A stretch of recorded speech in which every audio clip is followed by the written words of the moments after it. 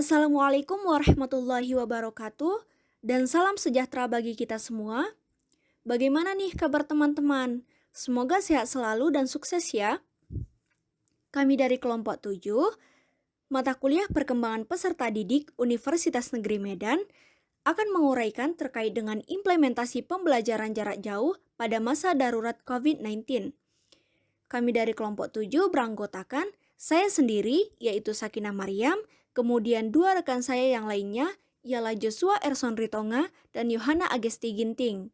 Untuk itu, langsung saja kita mulai pada uraian singkat PJJ. Halo teman-teman, saya Sakinah Maryam akan menguraikan secara singkat terkait dengan pembelajaran jarak jauh. Teman-teman, tahu nggak sih? Kementerian Pendidikan membuat suatu kebijakan baru melalui Surat Edaran Nomor 4 Tahun 2020 tentang pelaksanaan kebijakan pendidikan dalam masa darurat penyebaran coronavirus disease atau COVID-19.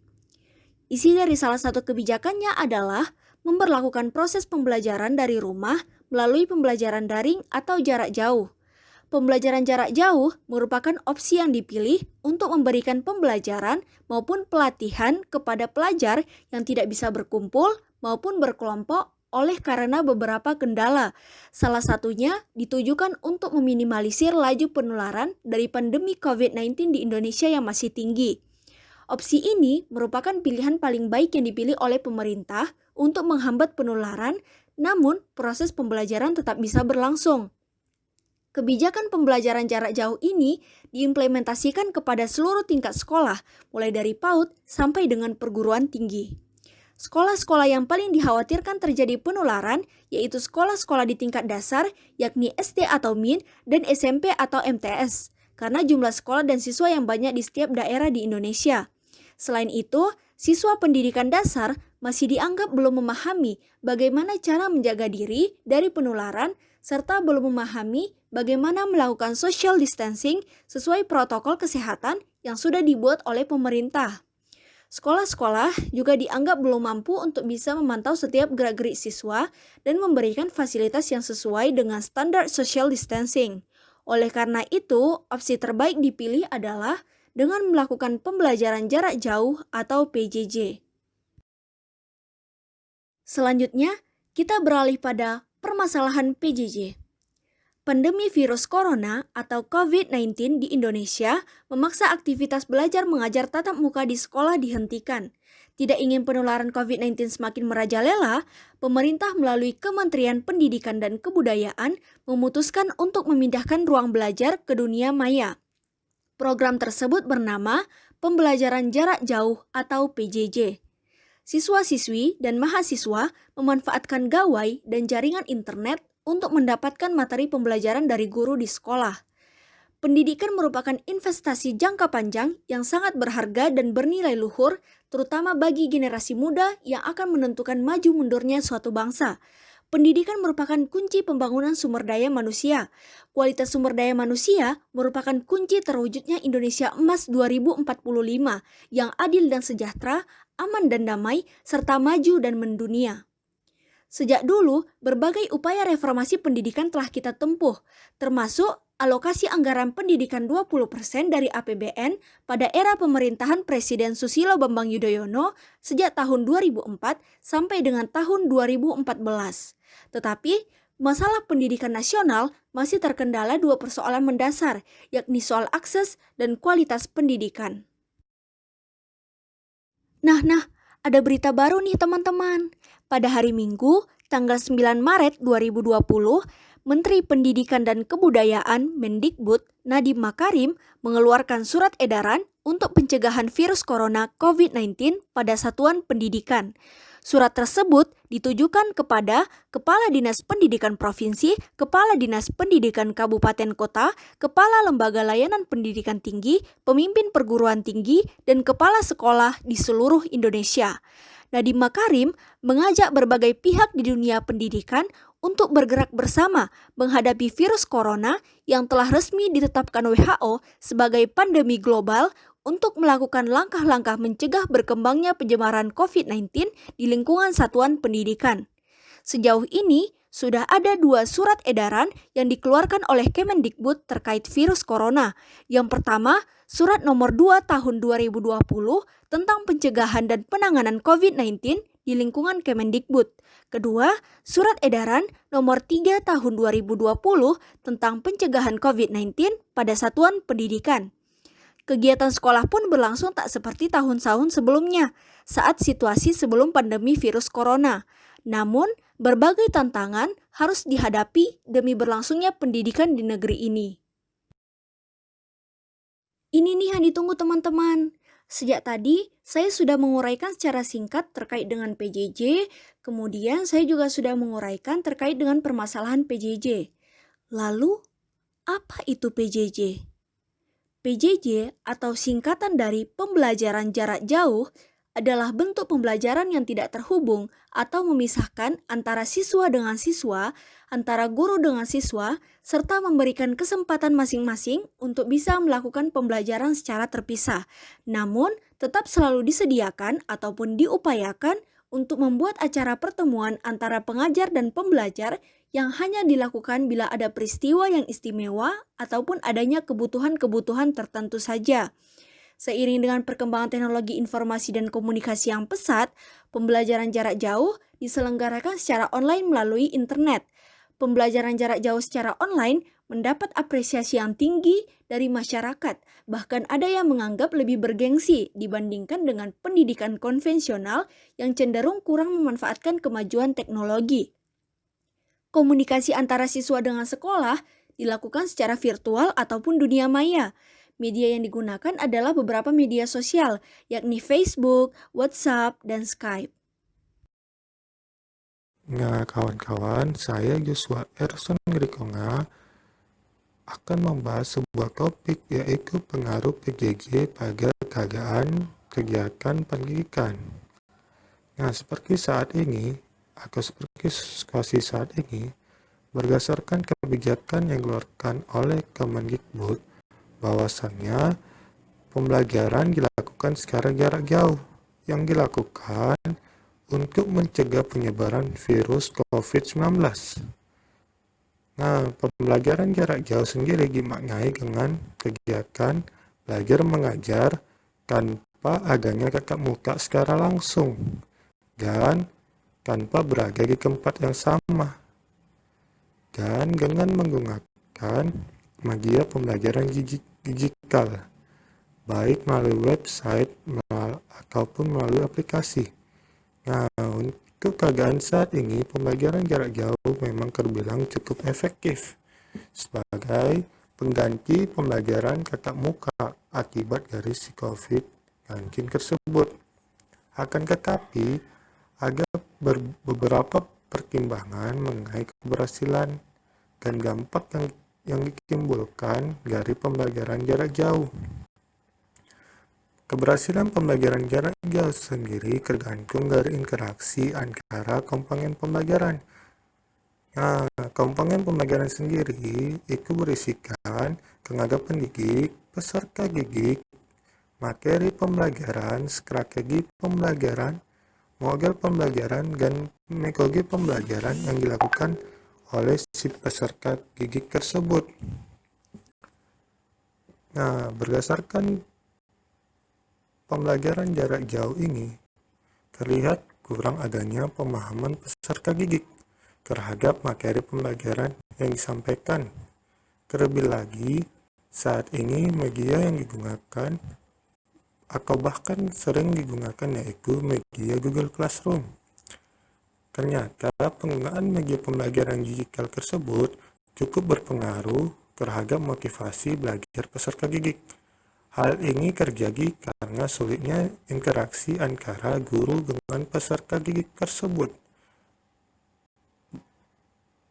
Implikasi pembelajaran jarak jauh ini tidak mampu meningkatkan pemahaman peserta didik secara menyeluruh, karena dalam penggunaan media Google Classroom tersebut, guru hanya mengarahkan peserta didik untuk selalu mengerjakan tugas, dan seringkali yang berperan paling signifikan dalam membantu si si peserta gigik tersebut untuk mengerjakan suatu soal adalah orang tuanya sendiri. Akibatnya, peserta gigik cenderung hanya mengikuti arahan dari orang tuanya untuk mengerjakan tugas tersebut tanpa dibimbing dan tanpa diberikan materi untuk dibaca ataupun dipahami oleh si peserta didik tersebut. Selanjutnya, saya akan membahas yaitu sebuah topik kendala dalam pembelajaran jarak jauh. Dalam pelaksanaan pendidikan jarak jauh, atau kita biasanya menyebutnya yaitu pembelajaran jarak jauh atau disingkat dengan PJJ, sering sekali ditemukan kendala ataupun ketidaksesuaian dengan pembelajaran yang seharusnya terjadi.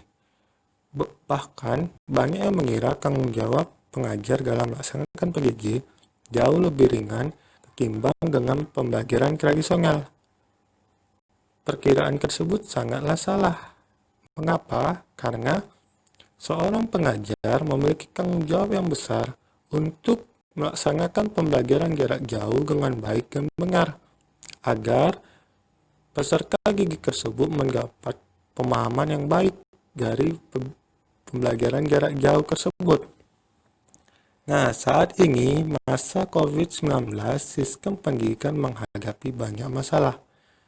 Oleh karena itu, pembelajaran Indonesia dialihkan menjadi pendidikan jarak jauh atau pembelajaran jarak jauh, atau bahkan disingkat PJJ. Namun, kurangnya peralatan, personal, sumber daya, dan keterbatasan teknologi pendidikan, serta keterampilan dan kualitas yang dimiliki pengajar belum mencukupi,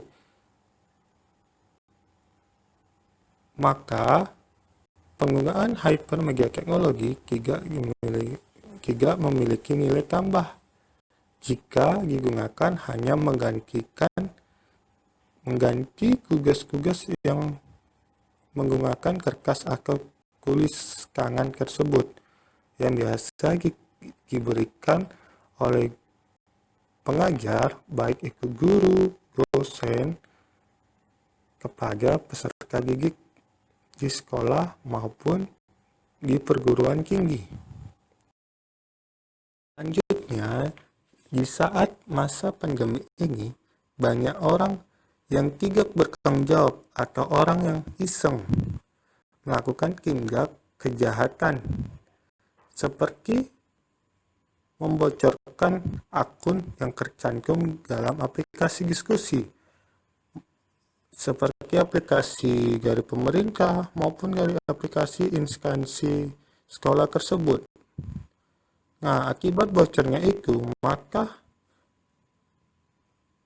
efeknya yaitu merugikan semua pihak, baik dari pihak pembuat aplikasi diskusi tersebut maupun pihak peserta didik atau penggunanya, dan efek yang lain yaitu proses pembelajarannya terganggu.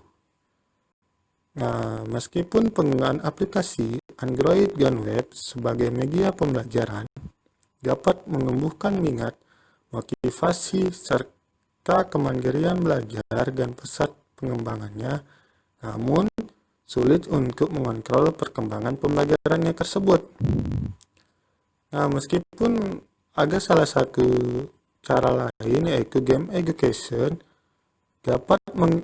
dari game tersebut dapat menumbuhkan minat belajar. Namun, minat belajar atau keberhasilan pembelajarannya masih kecil dan tidak efektif dikarenakan adanya efek kecanduan dari game tersebut. Nah, kreativitas pengajar sangat berperan penting dalam memberikan materi lewat media sebagai faktor yang mempengaruhi minat siswa atau peserta didik tersebut untuk belajar dalam pembelajaran jarak jauh seperti yang sedang dilakukan seperti saat ini juga. Selanjutnya, saya akan membahas yaitu Topik sistem konvensional dalam proses belajar mengajar. Sebenarnya yang menjadi masalah inti di dalam dunia pendidikan yaitu kekurangan dari proses belajar mengajar konvensional yang mengandalkan tatap muka antara guru dan siswa, dosen dengan siswa, pelaki dengan peserta pelatihan. Namun, sistem konvensional tersebut merupakan target yang mudah dan paling mudah jika diinginkan untuk meningkatkan kualitas di dunia pendidikan.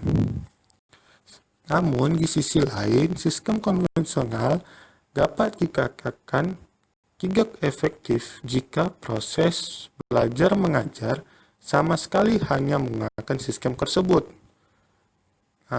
Karena mengapa tidak efektif? Karena seiring dengan perkembangan zaman, pertukaran informasi menjadi lebih cepat. Tetapi lembaga yang masih menggunakan sistem tersebut seperti sekolah menengah ke atas maupun sekolah menengah pertama akan memberikan informasi sangat lambat dan tidak sejalan dengan perkembangan IT yang ada di Indonesia.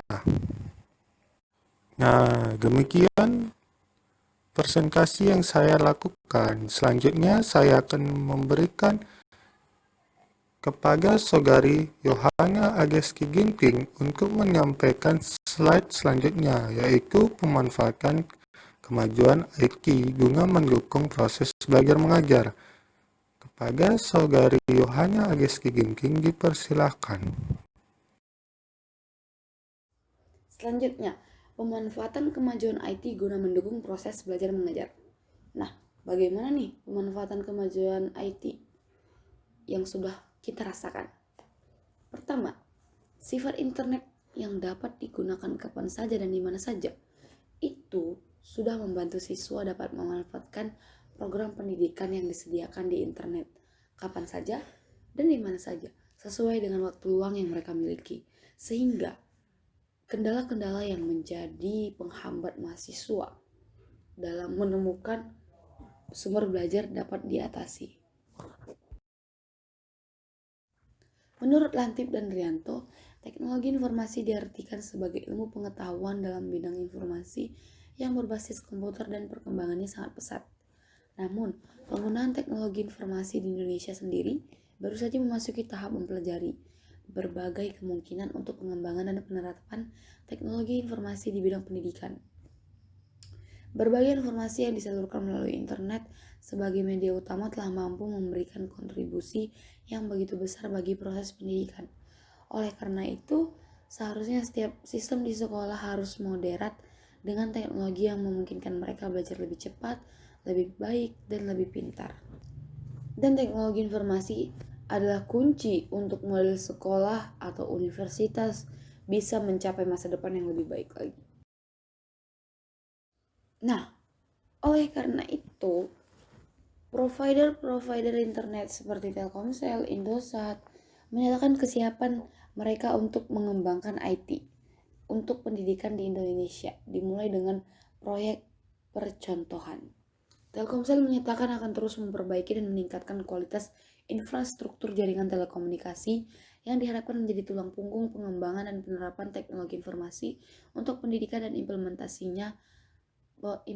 lainnya di Indonesia. Bahkan, sekarang Telkomsel udah memulai mengembangkan teknologi yang memanfaatkan ISDN, Integrated Service Digital Network, untuk memfasilitasi teleconference sebagai aplikasi pembelajaran jarak jauh. Demi mencapai daerah-daerah yang sulit, aplikasi ini diharapkan dapat dilakukan sesegera mungkin di Indonesia. Nah, selanjutnya membahas kebijakan pemerintah daerah pada sektor pendidikan pasca pandemi COVID-19. Pasca pandemi COVID-19 masuk ke Indonesia pada pertengahan Maret 2020, ini memaksa pemerintah provinsi dan pemerintah daerah memberlakukan kebijakan meniadakan sementara pembelajaran tatap muka dan digantikan dengan pembelajaran online, baik tingkat sekolah maupun tingkat perguruan tinggi, dengan menggunakan suatu sistem yaitu Electronic University. Hal ini dilakukan pemerintahan untuk menekan jumlah penyebaran virus COVID-19. Pengembangan e-university terus dilakukan untuk mendukung penyelenggaraan pendidikan, sehingga perguruan tinggi dapat menyediakan layanan informasi yang lebih baik kepada komunitasnya, baik layanan informasi dalam ataupun luar pendidikan perguruan tinggi tersebut melalui internet. Layanan pendidikan lain yang bisa dilaksanakan melalui sarana internet yaitu dengan menyediakan mata kuliah secara online, dan materi kuliah tersebut dapat diakses siapa saja yang membutuhkannya. Nah, tadi sudah bahas di universitas, sekarang di SMA. Di SMA sendiri rata-rata penggunaan internet hanyalah sebagai fasilitas tambahan. Dan lagi IT belum menjadi kurikulum utama yang diajarkan untuk siswa. IT belum menjadi media database utama bagi nilai-nilai, kurikulum siswa, guru, atau yang lainnya. Namun prospek untuk masa depan penggunaan IT di SMA cukup cerah. Terlebih pasca pandemi COVID-19 yang juga memberlakukan setiap sekolah melakukan pembelajaran online. Seperti contoh, Kemdikbud memiliki portal media pembelajaran online bersama Rumah Belajar. Kemudian ada juga pembelajaran yang dapat diakses guru dan murid yaitu Ruang Guru, dengan siswa mengaksesnya di website Ruang Guru. Situs ini dimaksudkan untuk pengembangan pendidikan agar pembelajaran tidak vakum dalam kondisi COVID-19 saat ini, dan untuk menyajikan sumber daya publik dan jaringan komunikasi atau forum untuk administrator sekolah, pendidik, dan siswa. Nah, sudah masuk ke bagian kesimpulan. Jadi kesimpulannya, sistem pembelajaran jarak jauh atau yang bisa kita singkat dengan PJJ merupakan sistem pembelajaran tanpa tatap muka secara langsung antara dosen dan mahasiswinya, tetapi dilakukan melalui online yang menggunakan jaringan internet. Dosen harus memastikan kegiatan belajar mengajar tetap berjalan meskipun mahasiswa atau mahasiswi berada di rumah. Solusinya, dosen dapat dituntut untuk terus mendesain media pembelajaran sebagai inovasi dengan memanfaatkan media pembelajaran jarak jauh atau PJJ. Hal ini sesuai dengan Menteri Pendidikan dan Kebudayaan Republik Indonesia terkait Surat Edaran Nomor 4 Tahun 2020 tentang pelaksanaan kebijakan pendidikan dalam masa darurat penyebaran coronavirus disease atau COVID-19. Sistem pembelajaran yang dilaksanakan melalui perangkat personal komputer seperti PC atau laptop yang terhubung dengan koneksi jaringan internet. Dosen dapat melakukan pembelajaran bersama di waktu yang sama menggunakan grup di media sosial seperti WhatsApp atau WA, Telegram, Instagram, aplikasi Zoom, aplikasi Google Meet, atau aplikasi media lainnya sebagai media pembelajaran. Dengan demikian, dosen dapat memastikan mahasiswa atau mahasiswi mengikuti pembelajaran dengan waktu yang bersamaan meskipun di tempat yang berbeda. Dalam proses pembelajaran jarak jauh atau PJJ, penting untuk ditambahkan pesan-pesan eduktif kepada orang tua dan peserta didik tentang wabah pendidikan COVID-19. Dengan demikian, kita dapati pembelajaran yang sama dengan tatap muka, tetapi berbasis online. Efeknya sangat bagus, programnya tepat sasaran, dan capaian pembelajarannya tercapai. Dengan demikian, pembelajaran jarak jauh sebagai solusi yang efektif dalam pembelajaran rumah guna memutus rantai penyebaran COVID-19, physical distancing atau menjaga jarak aman juga menjadi pertimbangan dipilihnya pembelajaran tersebut. Kerjasama baik antara pendidik, peserta didik, orang tua, pemerintah, dan pihak universitas menjadi faktor utama penentu agar PJJ ini dapat berjalan dengan efektif. Nah, kita cuma bisa berharap semoga pandemi COVID-19 ini cepat berlalu seiring dengan pemberlakuan new normal yang dilakukan oleh pemerintah, sehingga proses pembelajaran bisa terlaksana seperti semula dengan tatap muka, dengan kehadiran dosen dan mahasiswi yang saling berinteraksi secara langsung. Amin.